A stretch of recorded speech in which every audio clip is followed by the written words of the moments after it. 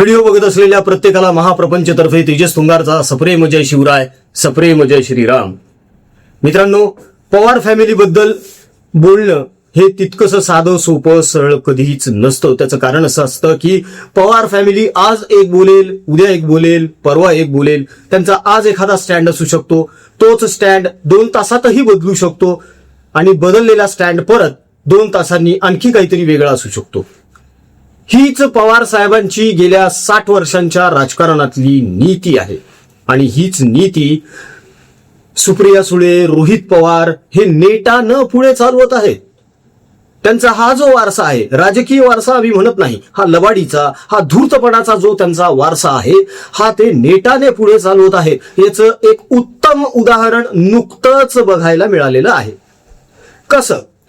अजितदादा पवार यांचा 28 जानेवारीला दुर्दैवी मृत्यू झालेला आहे आणि त्यानंतर लगेचच यांनी म्हणजेच पवार साहेबांनी सांगितलं की हा घातपात नसून अपघात आहे.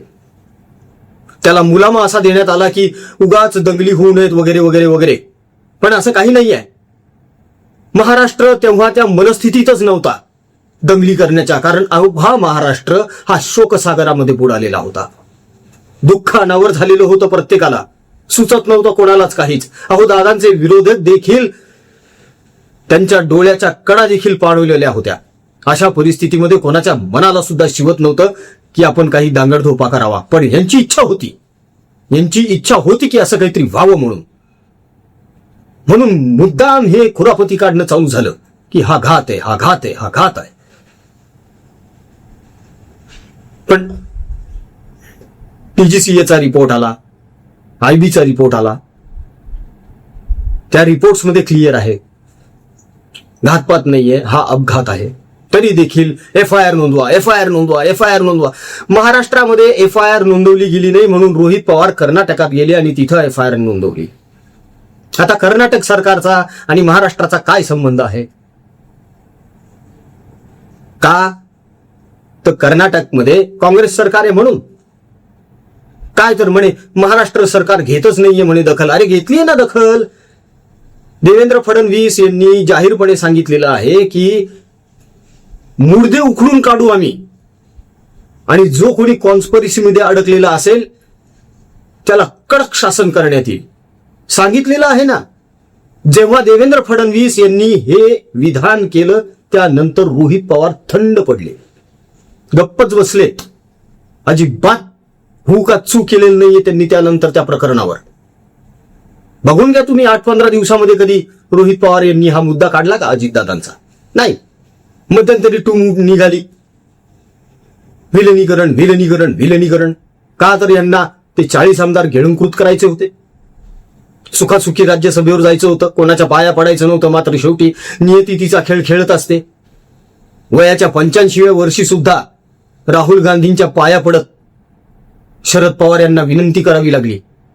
तेव्हा कुठे त्यांना राज्यसभेवर जावं लागेल, तेही व्हीलचेअरवर बसून. चालता येत नाही, उठता येत नाही, 2 माणसं लागतात धरायला हातात. वाचता येत नाही, बोलता येत नाही, धड बोललेलं काही कळत नाही. अशा परिस्थितीमध्ये कशाला जाऊन बसायचं तिथे? घरी बसावं, आराम करावं, मार्गदर्शन करावं पुढच्या पिढीला. पण मीच जाणार राज्यसभेत. हेच पवारांचं अपयश आहे की यांना एकही सक्षम नेता असा उभा करता आला नाही त्यांच्या पक्षामध्ये, यांच्या तुतारी मुतारीमध्ये, की जो राज्यसभा गाजवेल. हे अपयश आहे पवारांचं. वस्तादानं डाव टाकला, वस्तादानं खेळी केली, हे सगळं थोतांड आहे. हा मीडियानं पसरवलेला प्रोपोगेंडा आहे. हा चहा बिस्किट पत्रकारांचा प्रोपोगेंडा आहे. त्यांचाच वारसा आता रोहित पवार पुढे चालवतोय. पवार एकीकडे म्हणतात की सुनेत्रा उभी राहिली, मला काही प्रॉब्लेम नाहीये, पण मी प्रचाराला जाणार नाही. दुसरीकडे सुप्रिया सुळे म्हणतात माझ्या वडिलांचा फोटो का वापरला तुमच्या बॅनरवर, तुमच्या प्रचार सभेमध्ये?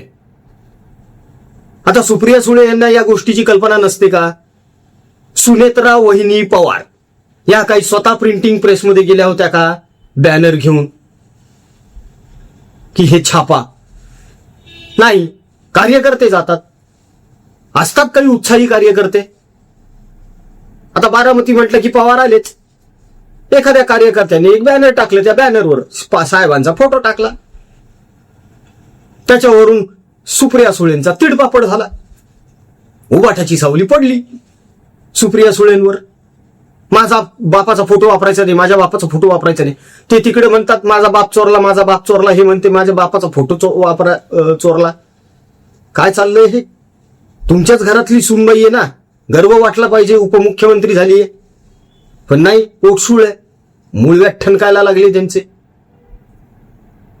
आता रोहित पवार यांचं म्हणणं असं आहे की सुनेत्रा काकींनी आम्हाला प्रचाराला बोलवलं जरी नाही तरी देखील आम्ही जाणार. का?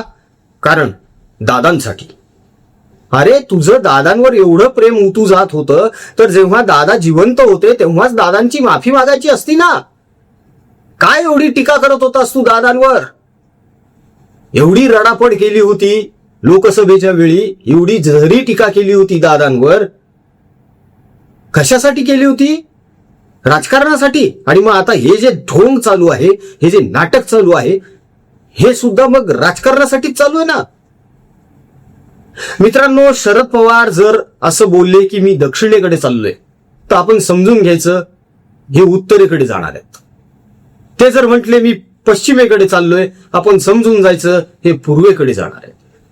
शरद पवार जर म्हटले की हो हो हो यावेळेस तुला तिकीट मिळणार, समजून जायचं तिकीट मिळणार नाही, तू निवडून येशील, असं जेव्हा पवार म्हणतात तेव्हा हमखास तो माणूस पडत असतो. ही पवारांची नीती आहे. आतापर्यंतचा हा ट्रॅक रेकॉर्ड आहे पवारांचा, आणि तोच ट्रॅक रेकॉर्ड रोहित पवार पुढे नेतोय. आधी वारे यांनी खूप सभा घेतल्या, खूप पत्रकार परिषदा घेतल्या, प्रेझेंटेशन्स केले दादांसाठी की बघा दादांवर माझं किती प्रेम आहे, मीच खरा दादांचा वारसदार, मीच आता राष्ट्रवादी काँग्रेसचा वारसदार, आणि मीच आता इथून पुढे महाराष्ट्राचा युवा नेता असणार आहे. हे भासवण्याचा, हे ठसवण्याचा यांचा हा प्रयत्न होता. या प्रयत्नामध्ये यांनी साफ दुर्लक्ष केलं होतं आपल्या काकींकडे. मात्र जेव्हा यांना या गोष्टीची कल्पना आली की आपण कितीही विरोध केला तरी सहानुभूती ही काकींकडे आहे, म्हणजेच सुनेत्रा वहिनींकडे आहे, आणि या पोटनिवडणुकीमध्ये कोणी कितीही अडथळे निर्माण करण्याचा प्रयत्न केला तरीही काकी जिंकणार, सुनेत्रा वहिनी जिंकणार, दणदणीत जिंकणार, भाजपने पूर्ण ताकद लावणार आहे. आणि शेवटी देवाभाऊ बसलेलेच आहेत, जे शहाला काटशह कसा द्यायचा हे पुरेपूर जाणतात. या सगळ्या गोष्टींची यांना जाणीव झाली. आणि मग आता रोहित पवार काय म्हणायला लागले?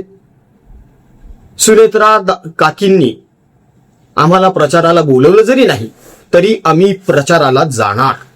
नका जाऊ, काही गरज नाहीये तुमची तिकडे, काहीही गरज नाही. विनाकारण उगीच बघा आम्ही तुमचा प्रचार केला म्हणून तुम्ही निवडून आलेला आहात असं म्हणून त्यांच्या डोक्यावर हात ठेवण्याचा प्रयत्न करू नका. त्यांच्या विजयाचं श्रेय स्वतःकडे खेचण्याचा प्रयत्न तर अजिबातच करू नका. पवार साहेबांचा जन्म तर यातच गेलेला आहे. रोहित पवारही आता त्याच पावलावर पाऊल टाकायला चाललेले आहेत. ढळढळीतपणे दिसतंय सुनेत्रा वहिनी पवार ह्या जिंकणार आहेत.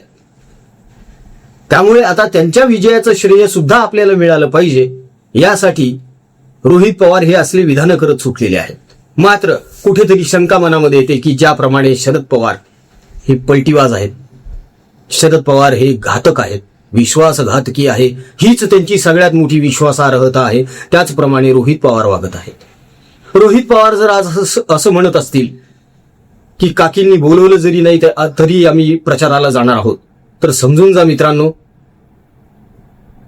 हे नक्कीच या निवडणुकीमध्ये गोंधळ निर्माण करणार.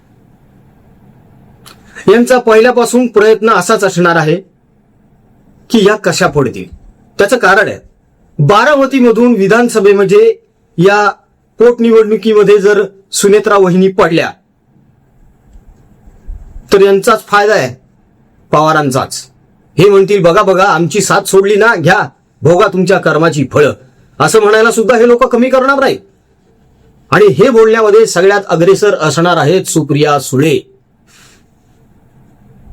आपल्या वहिनी उपमुख्यमंत्री झालेल्या आहेत, हे शल्य मनाला खूप बोचतंय, खूपच टोचतंय. आणि हे त्यांच्या एकंदर देहबोलीवरून, बोलण्यावरून, हालचालींवरून, कृतीमधून दिसून येतंय. वारंवार दिसून येत आहे. अनेकांच्या ही गोष्ट लक्षात येतही नसेल कदाचित, मात्र या लोकांच्या मनामध्ये वहिनींबद्दल किती द्वेष आहे हे यांच्या देहबोलीमधून दिसून येतं. जय पवार राज्यसभेवर जाणं हे देखील यांना पचलेलं नाहीये. रोहित पवार हा 1100 मतांनी निवडून आलेला आहे. तिथंच जय पवार आज राज्यसभेवर आहे, खासदार आहे, खासदार. कुठेतरी टोचतंय, कुठेतरी सलतंय, कुठेतरी बोचतंय. नियती तिचा खेळ खेळत असते मित्रांनो. कोणी कितीही आडकाठी आणण्याचा प्रयत्न करा, चांगल्यासोबत चांगलंच होत असतं, वाईटासोबत वाईटच होत असतं. हा ठीक आहे, थोडा वेळ लागत असतो काही चांगल्या गोष्टी घडण्यासाठी, पण शेवटी तुमचं कर्म जर चांगलं असेल ना, सगळं काही चांगलं होतं.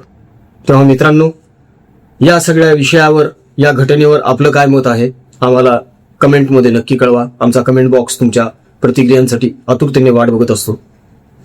जाता जाता परत एकदा छोटीशी विनंती आहे मित्रांनो.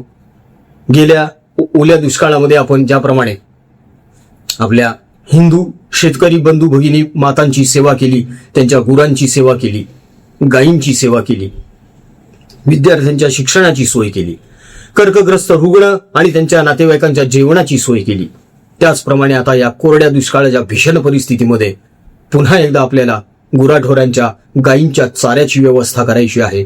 शेतकऱ्यापाशी अन्नधान्य पुरवायचं आहे, त्यांच्या लेकरांच्या शिक्षणाची सोय करायची आहे, कर्कग्रस्त रुग्ण यांचे औषध उपचार आणि त्यांच्या नातेवाईकांच्या जेवणाची सोय करायची आहे.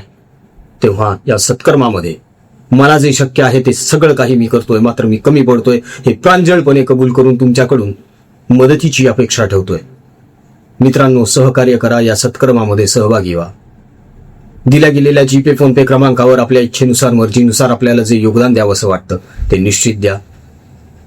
ट्रान्झॅक्शन केल्यानंतर त्याचा स्क्रीनशॉट याच व्हॉट्सअप आयडीवर नक्की पाठवा, म्हणजे त्याचा ट्रॅक रेकॉर्ड ठेवून त्याची डिजिटल पावती तुमच्यापर्यंत पोहोचवता येईल. मन मोठं करा मित्रांनो. पुढे या. एक एक रुपया अनेकांसाठी लाख मोलाचा असतो. जय हिंद, जय महाराष्ट्र, वंदे मातरम, जय शिवराय, जय शंभूराजे, जय भवानी, जय जगदंब, भारत माता की जय, जय श्रीराम.